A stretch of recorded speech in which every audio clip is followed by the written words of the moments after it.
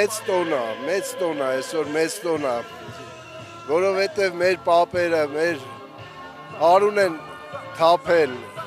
այս օրվա համար, որ մենք հիմա կարողանում ենք մեր երեխաների հետ, մեր թոռնիկների հետ, սաղս այսենց ազատ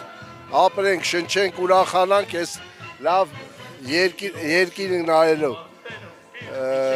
Իզուտ ես ասեմ նաև, որ բանը, իմ պապիկն էլ է մասնակից եղել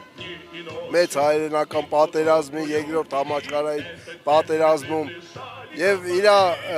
զինանշաններով փոքր վաղ մենք էլ խաղացել ենք, ուրախացել ենք այդ զինանշաններով։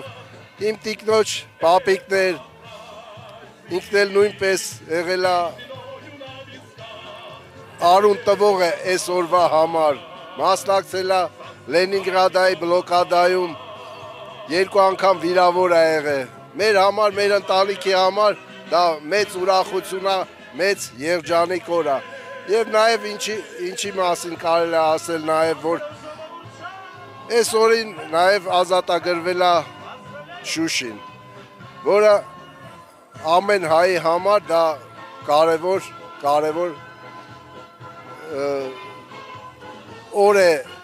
ազատագրման, այդ ոնց ասեմ ձեզ, սրտի մեջ դա մնում է։ Հիմա մենք գիտենք, սենց անցել է այս վատ օրեր են եկել, Շուշին մերը չի, բայց մերը կլինի, մենք անպայման պետք է հետ վերցնենք մեր Շուշին։ Իսկ ինչ է կարծում, ներկայիս իշխանության պայմաններում արդյոք հնարավոր է Շուշին եւ Արցախի մնացած տարածքները հետ բերել։ Դե տեսնում եք իրանք ոնց են աշխատում, իրանց աշխատավոճը նայա, որ դրա մասին ընդհանրապես խոսք չի գնում,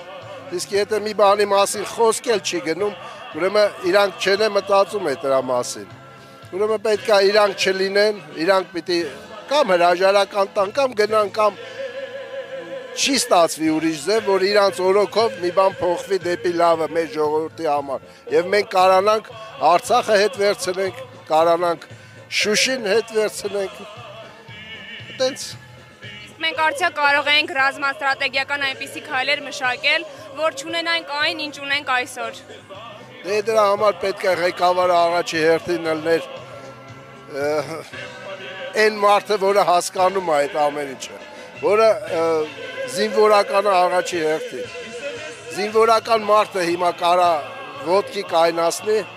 եւ բերի մեր երկիրը այն ճանապարհին, որը մեզ անհրաժեշտ է, անվտանգությունը առաջի հերթին, անվտանգ երկնքում, որ մենք կարողանանք ապրենք, մեր ժողովուրդը ապրի։